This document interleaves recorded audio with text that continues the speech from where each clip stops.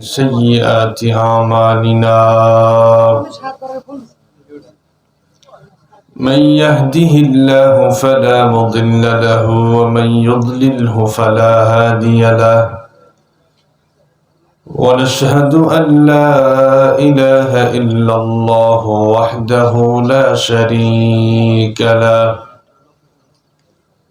ونشهد أن سيدنا وسندنا وحبيبنا وشفيعنا وطبيبنا وطبيب قلوبنا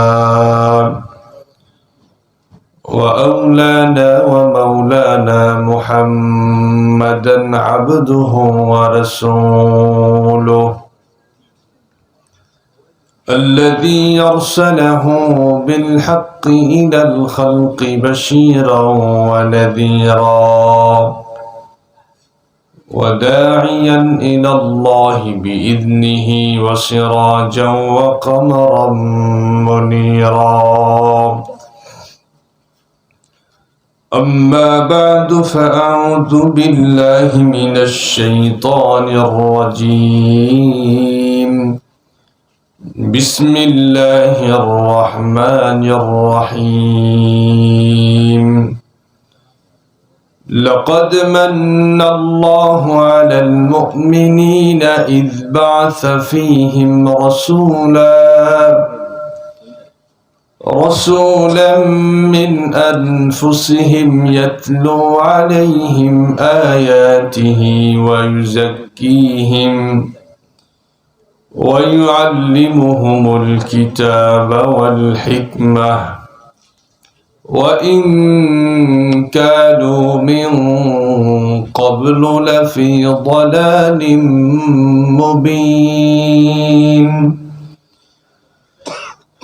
وقال صاحب القرآن صلى الله عليه وسلم إن الله فضلني على الأنبياء وفضل أمتي على الأمم أو كما قال عليه الصلاة والسلام صدق الله مولانا العظيم وصدق رسوله النبي الأمي الكريم ونحن على ذلك لمن الشاهدين والشاكرين والذاكرين والحمد لله رب العالمين اللهم صل على محمد وعلى آل محمد كما صليت على إبراهيم وعلى آل إبراهيم إنك حميد مجيد اللهم بارك على محمد وعلى آل محمد كما باركت على إبراهيم وعلى آل إبراهيم إنك حميد مجيد يا رب صل وسلم دائما أبدا على حبيبك خير الخلق كلهم بلغ العلا بكماله كشف الدجى بجماله حسنت جميع خصاله صلوا عليه وآله محبت جرأ وزقري بلغ العلا بكماله كشف الدجى بجماله حسنت جميع خصاله صلوا عليه وآله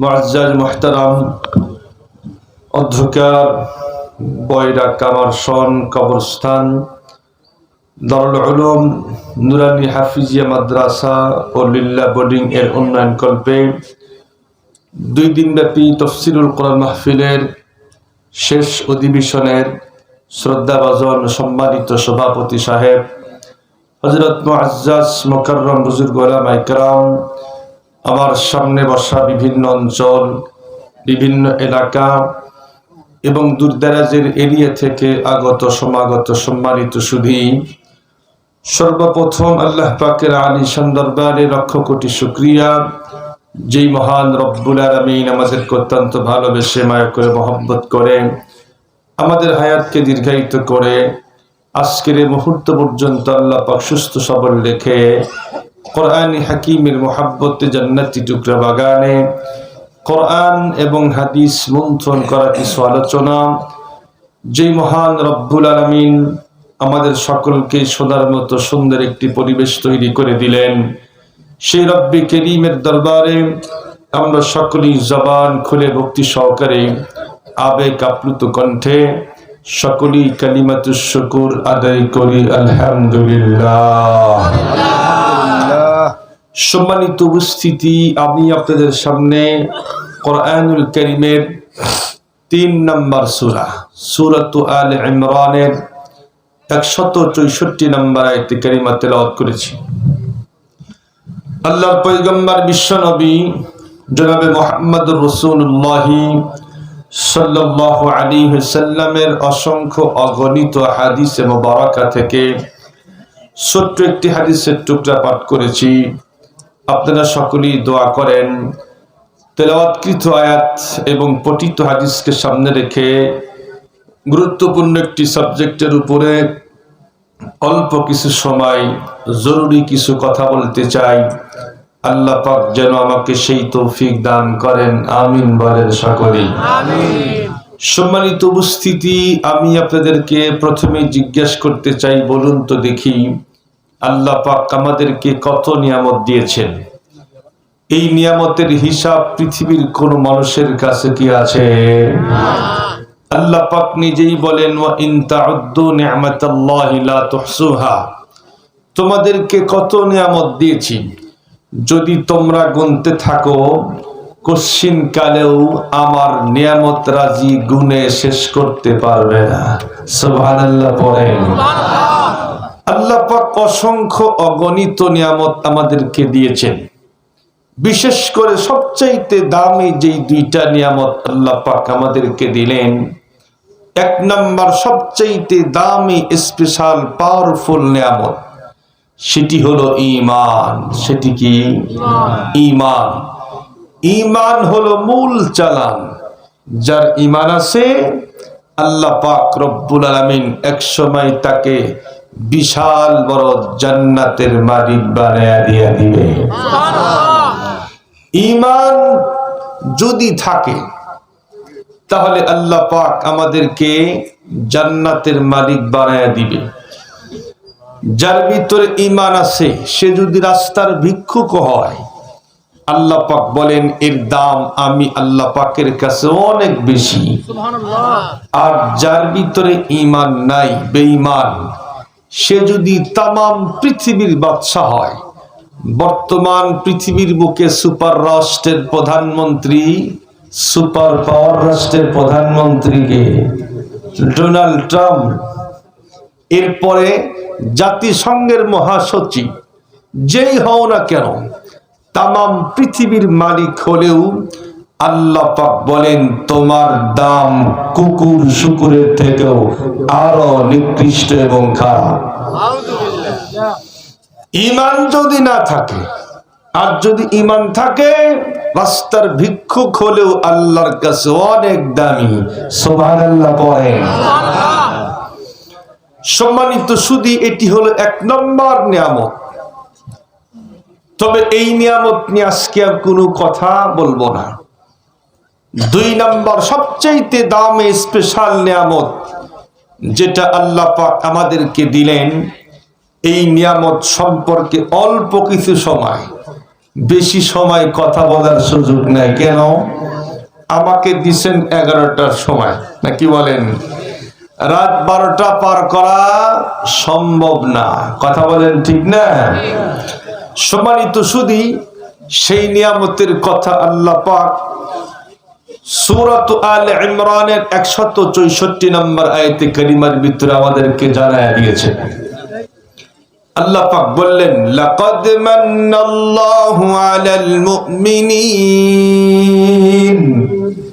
ইয বা'আসা ফীহিম রাসূলান মিন আনফুসিহিম ইয়াতলু আলাইহিম আয়াতিহি ওয়া ইউযাক্কিহিম ওয়া ইউআল্লিমুহুমুল কিতাবা ওয়াল হিকমাহ। আল্লাহু আকবার। আল্লাহ পাক বলেন, মুমিন মুসলমানদের ভিতর থেকেই একজন মানুষকে নবী বানায়া তাদের মাঝে পাঠায়া দিয়া আল্লাহ পাক বলেন, মুমিন মুসলমানদের উপরে আমি সবচাইতে বড় অনুগ্রহ করেছি, সবচাইতে দামি নিয়ামত দান করে দিয়েছি। বিশ্বনবীকে আল্লাহ পাক আমাদের জন্য সবচাইতে দামি নিয়ামত। যেই বিশ্বনবীর মাদ্রাসায় আজকে আমরা বসে আছি, সেই বিশ্বনবীকে আল্লাহ পাক সবচাইতে দামি নিয়ামত করে পাঠায়া দিয়েছে। আমরা আজকে শুনতে চাই আল্লাহ পাক বিশ্বনবীকে কত বড় দামি নিয়ামত বানাইছেন। শুনতে রাজি আছেন কি আছেন না? সম্মানিত সুধী, আমরা মুসলমান দাবি করি, বিশ্বনবীর উম্মত দাবি করি, কিন্তু বিশ্বনবীর সিরাতের উপরে ছোট্ট একটা ছোটি বই পর্যন্ত আমাদের বাড়ির ভিতরে পাওয়া যাবে না। আমাদের বাড়িতে লাইব্রেরি আছে, সেই লাইব্রেরিতে গল্প উপন্যাসের বই আছে, অনেক নাস্তিক কুলাঙ্গারের বই পর্যন্ত আমরা পড়ি, নাটকের বই পড়ি, গল্পের বই পড়ি, অনেক কিছুর বই আমরা পড়ি, কিন্তু বিশ্বনবীর সিরাতের উপরে ছোট একটা ছোটি বই পর্যন্ত আমার বাড়িতে নাই। অথচ আমরা উম্মত দাবি করি, বিশ্বনবীকে আমরা জানতেই চাই না। বিশ্বনবীর পারিবারিক জীবন কেমন ছিল, বিশ্বনবীর সামাজিক জীবন কেমন ছিল, বিশ্বনবীর রাষ্ট্রীয় জীবন কেমন ছিল, বিশ্বনবী স্বামী হিসাবে কেমন ছিলেন, বিশ্বনবী বাবা হিসাবে কেমন ছিলেন, বিশ্বনবী নানা হিসাবে কেমন ছিলেন, বিশ্বনবী সমাজের নেতা হিসাবে কেমন ছিলেন, বিশ্বনবী তাম পৃথিবীর বুকে আল্লাহ পাক আমাদের জন্য আইডল করে পাঠায়া দিয়েছে। খুব ভালো করে বুঝবেন, আমরা জানতেই চাই না। এজন্য আমার তো মন বলে প্রত্যেক মাহফিলে গিয়া বিশ্বনবীর সিরাতের উপরে অল্প কিছু সময় এগুলি কথা বয়ান করা। খুব ভালো করে বুঝবেন, আল্লাহ পাক বিশ্বনবীকে কত মর্যাদা দিয়েছে।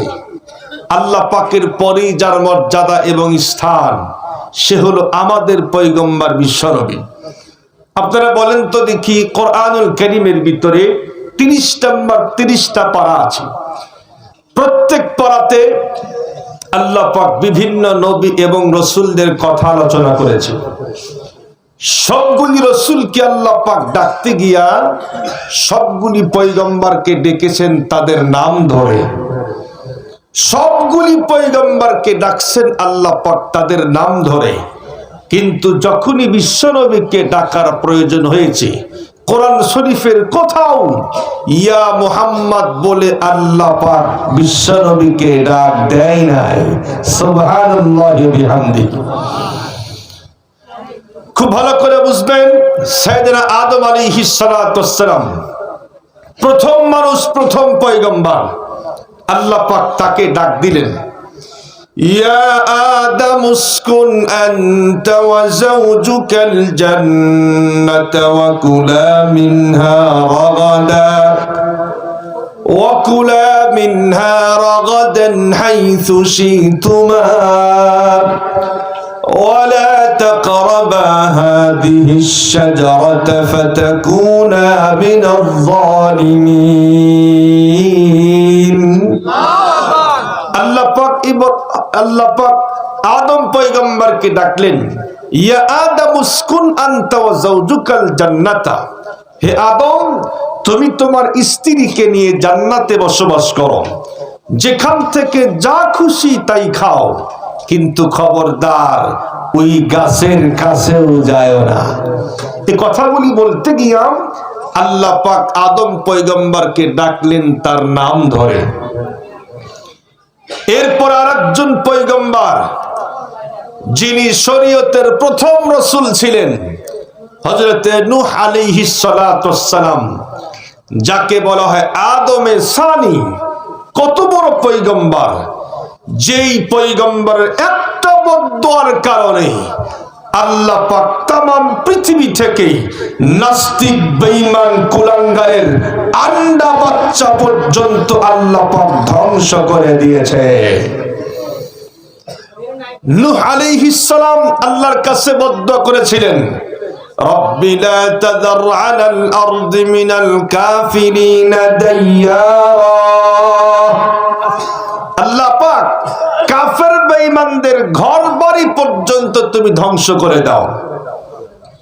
লম্বা ইতিহাস, সেদিকে যাব না।